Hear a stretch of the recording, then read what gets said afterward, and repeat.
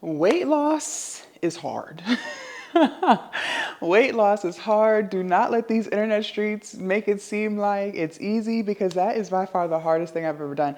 And I've done a lot of hard things, okay? I run an online business. I got a bachelor's degree. I worked at a 9 to 5 that I hated for 6 years. Like, I've overcome alcohol abuse. I've done a lot of hard things. A lot of hard things, but out of everything that I did that is classified as hard, losing weight, the hardest thing ever. If you're new to the channel, welcome. My name is Jasmine. In this video, I want to share with you guys why weight loss was the hardest thing I ever did. And for any of you guys who have lost any amount of weight, in case you didn't know, I lost 100 pounds, okay? And I just did that through, no, I don't want to say just did it through because that's hard, but I did that through eating less and moving more. I didn't do any surgeries, Ozempics, none of that, okay? And the reason why weight loss is so hard is because you have to keep showing up even if that scale doesn't move.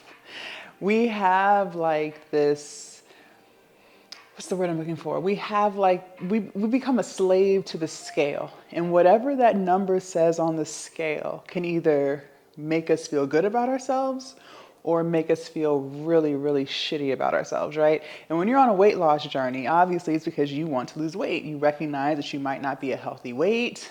Maybe you don't like the way you look in the mirror. You want to lose weight. And the only thing that's going to validate your efforts is that damn scale. But if you've lost any amount of weight, especially if you were extremely overweight like how I was, or obese, when you first start a weight loss journey at the size I was 340 pounds, by the way, I am 6'3". You lose weight pretty quickly at first, because just the smallest changes can allow you to drop 10 pounds in a week, right? And that's because in order to be a really big size like how I was, I have to eat a certain number of calories to maintain that size, okay? So that's why anytime you cut out just a couple of things, you're gonna start to lose weight. So weight loss is very quick at first, right? 5 pounds, 10 pounds, and you didn't even have to change up too much. But as you keep going on that weight loss path, eventually, within a month or two, that speed is going to decrease because now you're no longer just losing water. Now you're tapping into fat and fat takes way longer to burn. But despite what the scale says, you still have to show up. You could have a week where you did everything right. You worked out, you went or you ate clean. You didn't even have a cheat meal, right? And then you get on that scale and you lost a half a pound. In your head, you're like, dang, I still gotta lose 70 something more pounds. Like, this is gonna take forever. But still having to show up regardless, that is hard. That is hard. And that's why weight loss was the hardest thing I ever did, because it really taught me delayed gratification. It taught me the power of consistency, and it taught me the power of patience. It also forced me to detach myself from the outcome. And I even was able to apply this in my coaching business, because you get so fixated. Like I said, we may have a goal weight, or maybe we have a pair of jeans that we haven't been able to fit into in a very long time, right? And so you want it so bad, like you want to feel good in your skin again. You want to get on the scale and feel amazing about the number that you see. You want it so badly, but you are too attached to the outcome. And instead, you keep hyper fixating on this number, or on this pair of jeans, this dress, this vacation. And it's toxic. It is toxic, like constantly being fixated on it. And you feel as though it's not working, but then you still have to show up. That's why it's so hard. But you have to detach yourself, and you have to understand that even if the scale doesn't say what you want it to say today, even if it doesn't say what you want to say next month, you know that if you stay in your caloric deficit, you know that if you keep getting your steps in or lifting weights, you know that if you stop using food for anxiety, depression, whatever emotion you are struggling with, you know that you will eventually get to that size, that weight, whatever the goal is for you, you know you'll eventually get there. That's delayed gratification. But you have to let go of the outcome, because I know I've said this in another video, whatever timeline you expect to reach your goal, go ahead and 4x it or 10x it. Shit, sometimes you got 20x it, because you've underestimated the amount of time that it actually takes to get it done. So it took me 18 months, roughly, yeah, about 18 to 19 months to lose 100 pounds, right? And that's, if you think about it overall, that's pretty good. But in those moments, like, it felt like it took forever. That's a whole year and a half. That's a whole year and a half. So during that time, it felt like it was taking forever, right? But even when I did lose the 100 pounds, my body still wasn't what I was going for. I then had to bulk, because I was very, very, very slim at that point. Like or lean. I was very lean, right? But I wanted muscle definition. So then I had to bulk, meaning I had to eat more food and purposely put on weight while I lift heavy weight to build muscle mass. And then you're going to put on about 30 pounds. So then I gained. So I had lost 100, but then gained 30. So now I'm only negative 70, right? But then I have to lose the fat again. And because I was a smaller size trying to lose 30 pounds than when I was 340 pounds, that's slower. That's slower because I'm not too far off from the goal, right? And so it was I did multiple bulk cycles to finally get the definition that I've been wanting for years. So here we are 4 years in, and I'm finally starting to love the way my body looks. I'm loving the definition. I'm loving the leanness, right? But that's because I had to gain delayed gratification. I had to accept it. I had to detach myself from the outcome. I couldn't keep obsessing over the the dream body that I always wanted. I had to just trust the process. I had to remind myself regularly, daily, just keep getting them steps in. Just keep eating clean. Just keep doing this. Just keep lifting weights. Just keep showing up. That's hard. And unfortunately, most people can't do it. Not that they can't, they won't do it. Because we live in a society where everything just has to happen right now. Like, if you can't lose 100 pounds by tomorrow, then you don't want no parts, right?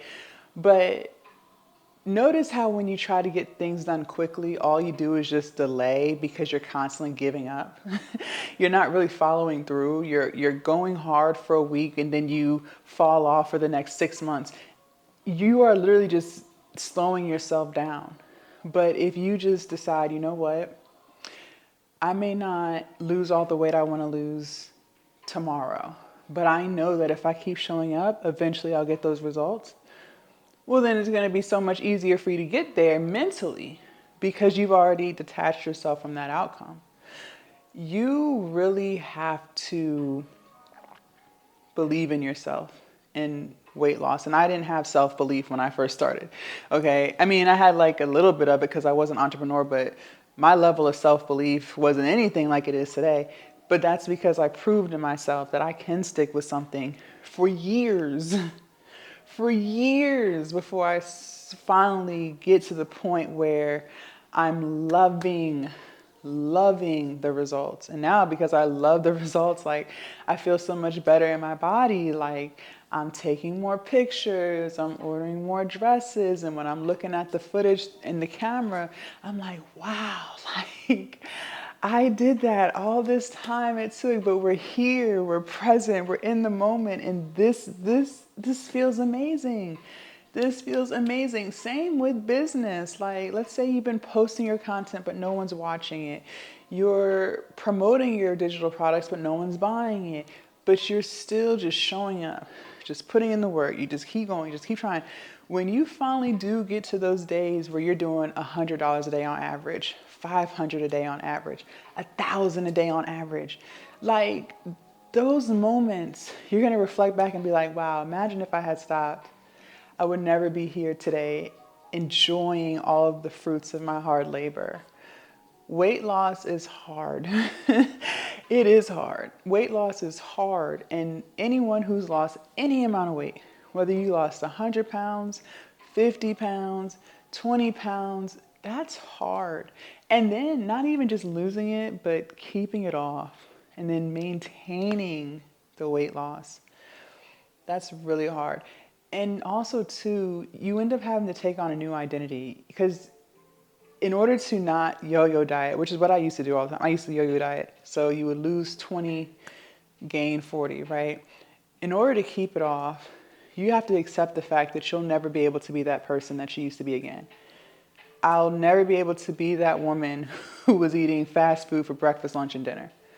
I'll never be able to be that woman again who's drinking soda for every meal. I'll never be able to be that woman again who goes weeks without going on a walk.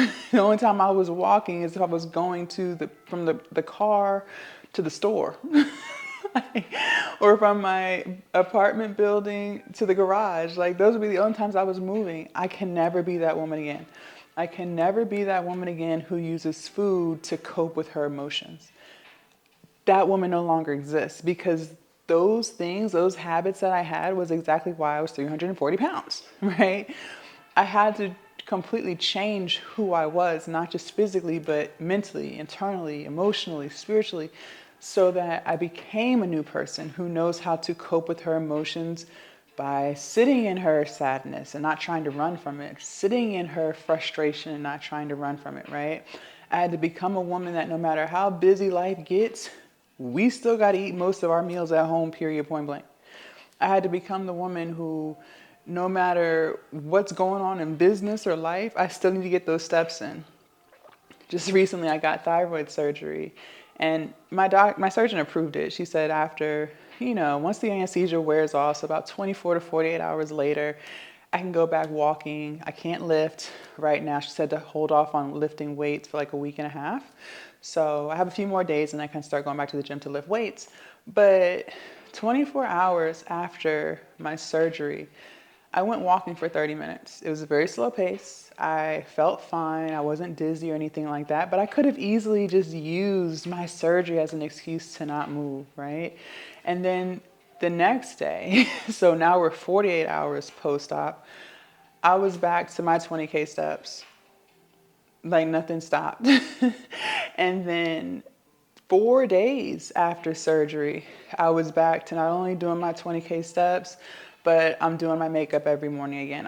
I force myself to stay in my routines because I don't want to lose this version of me that I've become. And this version of me that I've become has new standards. I have new routines, new habits.